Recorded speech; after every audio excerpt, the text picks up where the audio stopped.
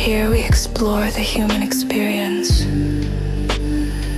through the mind, the body, and the soul.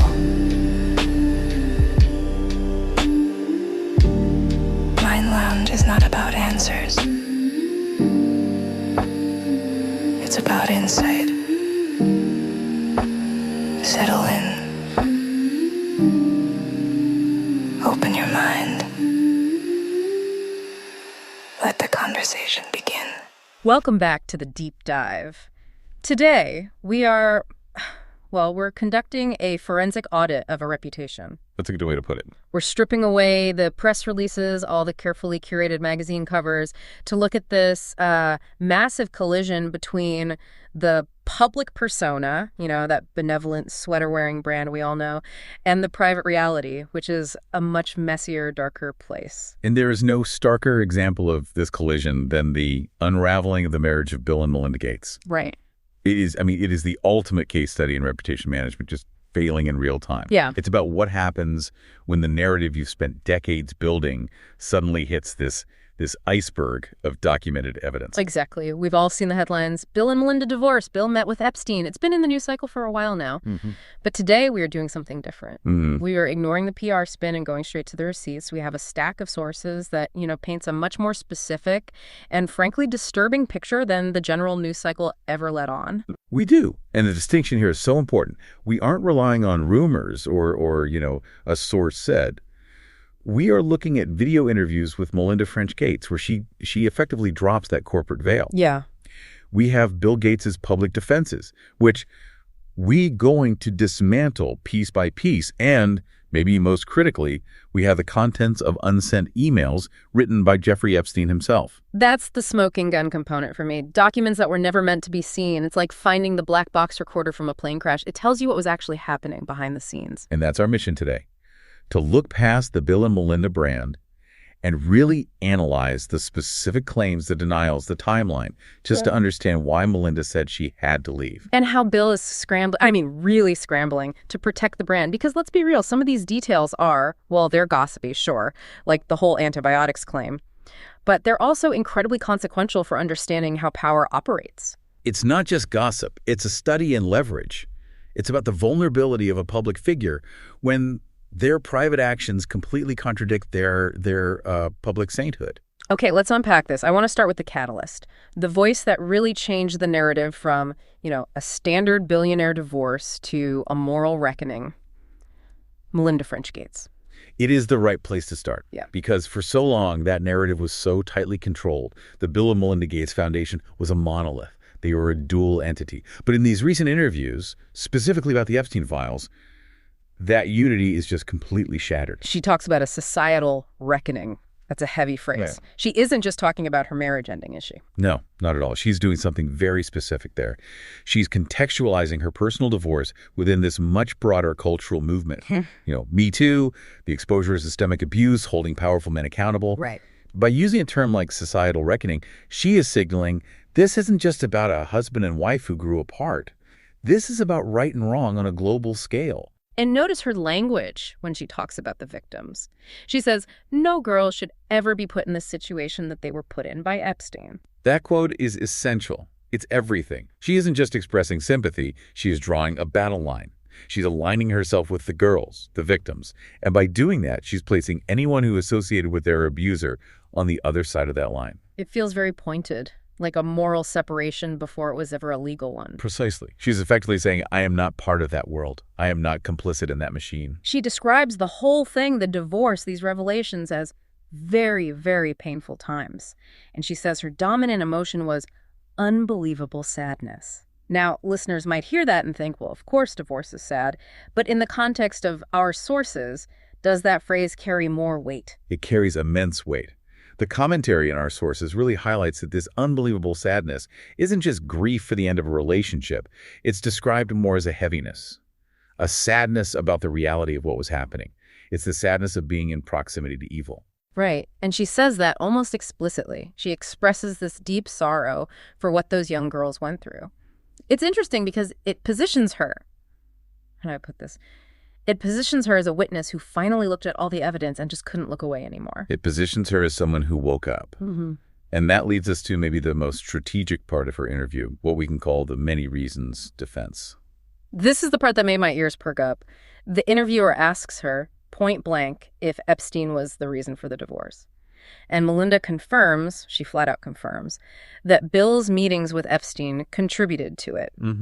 But then she drops this qualifier. She says it was just one of many reasons.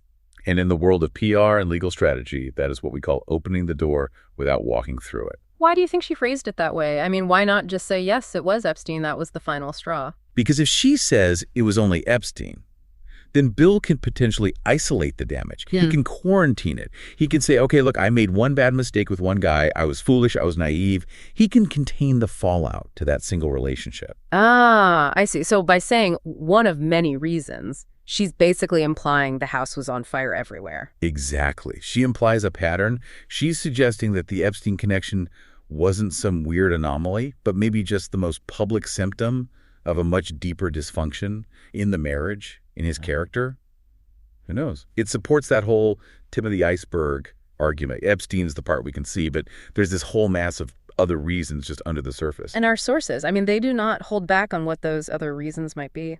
There is commentary suggesting that Melinda viewed Bill as a dirtbag. A dirtbag! That's a visceral word. It is not a word you usually associate with the founder of Microsoft, right? Yeah.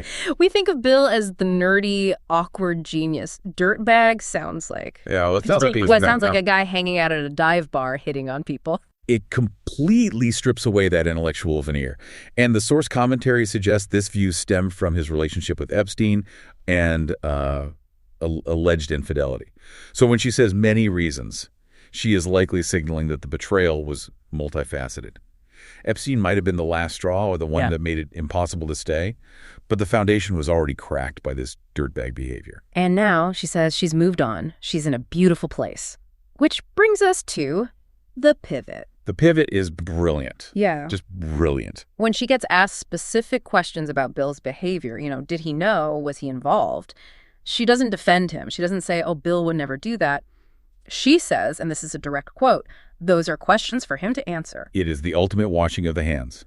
A loyal spouse, or even an amicably divorced one trying to protect the family trust. They might say something like, Bill's heart was in the right place. He was misled.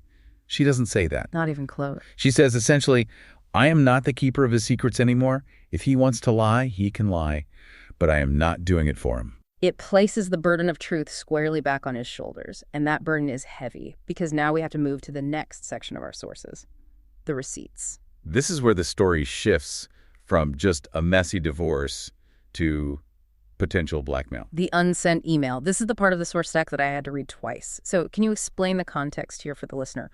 What exactly is this document? Okay, so this is an email from Jeffrey Epstein written to himself in 2013. To himself? Yes. People do this, they write drafts or notes to themselves to organize their thoughts or a strategy.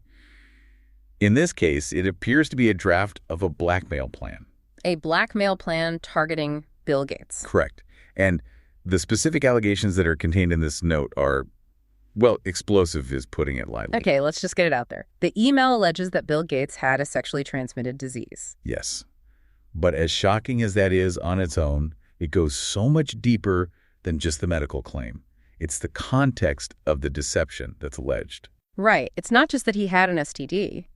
The email claims that Gates allegedly requested antibiotics to give to Melinda without her knowledge. Let's pause and consider the implications of that allegation. And again, we have to stress these are allegations in Epstein's private notes, but they are allegations that Bill Gates was clearly terrified of coming out. If this is true, it completely changes the complexion of the infidelity narrative. Completely. It's not just, I stepped out on the marriage. It's, I potentially exposed you to a serious health risk. And rather than admitting it, I tried to secretly medicate you so you wouldn't find out. That's a massive breach of trust. It's gaslighting on a biological level. It removes her agency.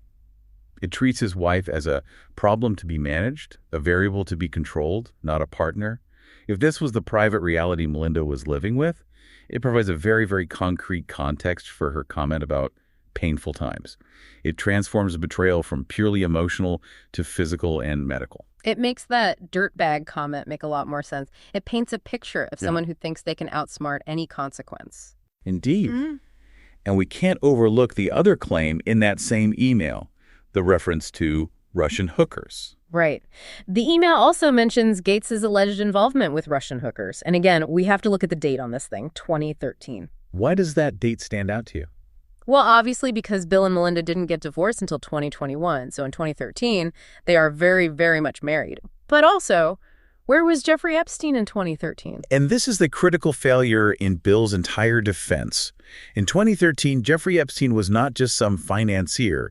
He was a convicted sex offender. He had registered as a sex offender way back in 2008. He had already served time in Florida. So Bill wasn't hanging out with the mysterious billionaire, Jeffrey Epstein. He was hanging out with the known predator, Jeffrey Epstein. Exactly. This wasn't some past indiscretion from the 90s that he could plead ignorance on.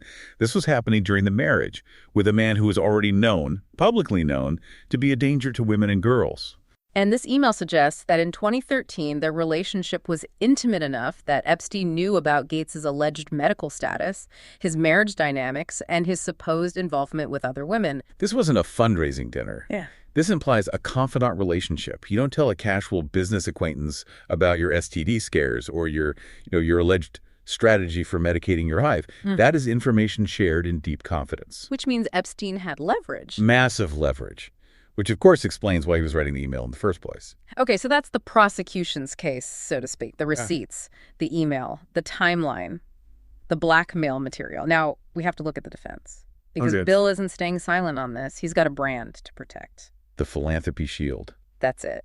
So how does Bill explain all of this? Well, in the sources we have, Bill describes the relationship as a dead end. He admits he was foolish. Foolish? That's such a specific word choice. It sounds harmless, like, oops, I bought the wrong stock, not, oops, I hung out with the sex trafficker. It minimizes the moral weight of the action. It frames it as a lapse in judgment, not a lapse in character. He expresses regret, saying it was just several dinners over 3 years. Several dinners. Again, minimizing, trying to quantify it, put a neat little box around it. And here is the core of his justification, the global health defense. The I did it for the vaccines defense. Essentially, yes. Gates claims the interactions were solely focused on getting rich people to donate to global health initiatives. He frames it as this transactional relationship for the greater good. He claims he thought Epstein could unlock billions of dollars for philanthropy. Okay, I have to ask you about this. You analyze power dynamics for a living. Does that hold water? Does Bill Gates, at the time, one of the richest men on the planet, need Jeffrey Epstein to get donors? That is the $1 billion question, isn't it? If we think about it logically. Bill Gates is the key. He opens the doors. He has the direct phone number of every head of state, every CEO, every royal family in the world. The idea that he needed Epstein, whose reputation was already toxic, to facilitate fundraising seems strained, to put it mildly. It feels like a cover story constructed after the fact. It speaks to brand protection. By invoking global health, he's trying to sanitize the association. He's saying, I wasn't there for the parties or the women. I was there to save the world. It's using his philanthropic identity to shield his personal conduct. He's essentially arguing, I might have shaken hands with the devil, but I was doing it to save angels. It's a very utilitarian argument. But the receipts we talked about earlier, specifically that unsent email, Bill has a response to that too, right? He does. He calls the email false, just flat out false. He suggests Epstein was trying to attack him because Bill had stopped associating with him. So the defense is, it's all lies. Epstein was out to get me. And he makes very, very specific denials. He maintains he never went to the island, and this is the important one, never met any women via Epstein. Never met any women.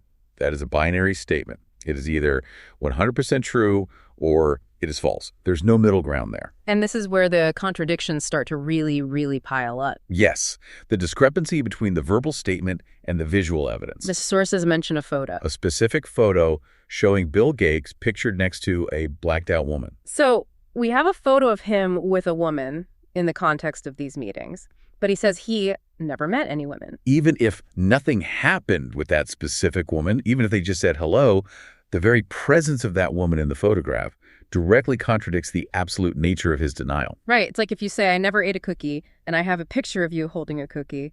Even if you didn't end up eating it, you now have a credibility problem. And this raises a really interesting psychological question.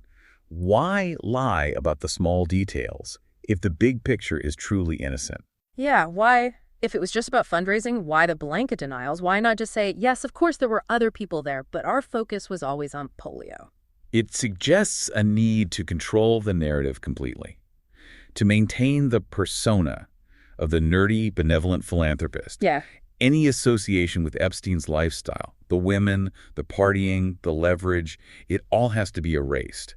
Not just explained away, but erased from the record. It's the perfectionism of the brand. He can't even be seen in the same room as that world. And perhaps, as our sources speculate, it is about wealth and behavior. The invincibility factor. Exactly. When you have that level of immense wealth, when you have a staff managing every minute of your day, when you have lawyers who can silence almost anyone, it can create a belief that the normal rules of social conduct, or even reality, don't really apply to you. You can construct your own reality. Until, of course, someone finds the receipts. Yeah. Until the private reality collides with the public persona. I want to go back to that dirtbag narrative for a second, because it really feels like we have two completely different movies playing here at the same time. We do. In Bill's movie, he's the well-meaning hero who make a foolish clerical error while trying to help the world. But in Melinda's movie, he's something else entirely. In Melinda's narrative, this wasn't a mistake. It was a choice. And it was a choice made despite explicit warnings. That's such a key detail in the sources. Melinda made it clear she disapproved. She explicitly disapproved of the relationship. She told him she didn't like Epstein. She told him the guy was bad news, that she had a bad feeling about him. And yet he continued it. That hits hard. It's not just, oh, I didn't know you didn't like him. It's, I know you hate this man. I know he's bad news, and I'm going to dinner with him anyway. It highlights a fundamental disregard for her judgment and her feelings. It reinforces her narrative that there were many reasons for the divorce. It wasn't just the meetings themselves. It was the disrespect inherent in taking those meetings. It suggests he valued whatever Epstein was offering, money, connections, validation, whatever, more than he valued his own wife's comfort or safety. And the host commentary in our sources raises a really good point here about pattern recognition. Why has so much other information in the Epstein files proven to be true? But Bill asks us to believe the claims against him are the only false ones. It is a major pattern recognition issue. We have seen the Epstein cycle play out with so many powerful men. Prince Andrew, famous CEOs, politicians. It almost always follows the same script. Phase 1, I barely knew him. Phase 2. Then a photo comes out. Phase 3. Okay, I met him a few times, but it was nothing. Phase 4. Then the flight logs come out. Phase 5. It was a mistake. I was foolish. Exactly. And the question the listener has to ask is Bill Gates the one exception to this well-established pattern? Is he the one guy who is telling the absolute truth the whole time? Or is he just another example of it? And just logically, why would Epstein write a detailed blackmail plan to himself, inventing a specific, bizarre medical scenario about antibiotics, if there wasn't at least a kernel of truth there to leverage? Blackmail only works if the information is real. Or at least if the target thinks it's real enough to be damaging. If it's pure fiction, it's not blackmail, it's just a creative writing exercise.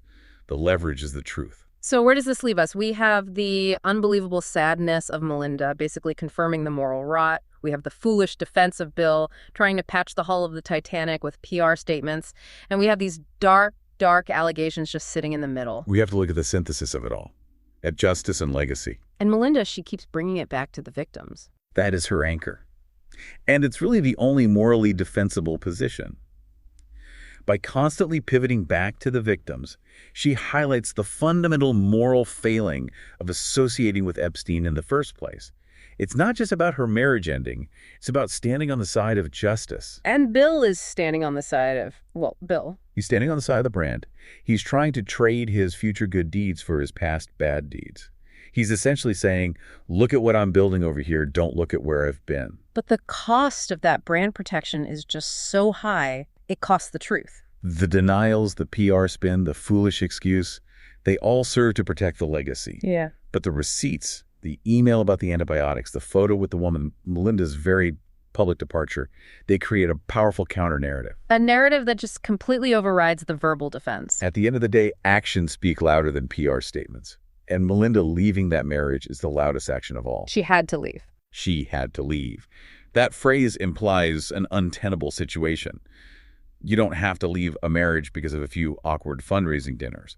You don't walk away from one of the most powerful partnerships in modern history over a simple misunderstanding. You have to leave because the reality of the relationship has become something you cannot survive, morally, emotionally, maybe even physically. It implies a burning building. You have to get out. Exactly. So let's recap what we've really found in this deep dive. We have Melinda French Gates escaping what she calls a very painful time, confirming that Epstein was a catalyst and pointing to a larger societal reckoning. We have these explosive allegations from Epstein's own notes, medical secrets, antibiotics, Russian hookers that paint a really chilling picture of blackmail and betrayal. And we have Bill Gates attempting to use his incredible work in global health as a shield against these very personal allegations, but getting caught in a web of contradictions between what he says and what the evidence shows. It's a mess, but it's a mess that tells us something really important about power. It tells us that no amount of money, no amount of PR can completely scrub the truth when the receipts are there. So here's a final thought for you to mull over as you go about your day. We started this whole deep dive talking about the public persona versus the private reality. The mask versus the face. Exactly. And we've talked a lot about that unsent email, the notes Epstein wrote to himself. The black box recorder. Right. If that email had never been found, if those receipts had never leaked, how much of this would we actually know? Very, very little. We would still be buying the amicable separation story the PR firms were selling. And that's the scary part, isn't it? If an unsent email is the only thing that gave us a glimpse into the alleged antibiotics and the deception, what else is in the drafts folder? What other private realities are operating right now behind the closed doors of the world's biggest mansions, completely protected by NDAs and armies of lawyers? It really makes you look at those glossy magazine covers a little differently. It certainly does. If Melinda had to leave to find a beautiful place, what exactly was the environment she left behind? What does the ugly place look like when the cameras are finally off? That is the question the receipts leave us with. Thanks for diving in with us. As always, check the show notes. We've got references to the interviews, the breakdown of the emails, and the timeline. You really need to see the timeline for yourself to understand the scope of what we discussed. Indeed. Stay curious. Catch you next time. Mm-hmm.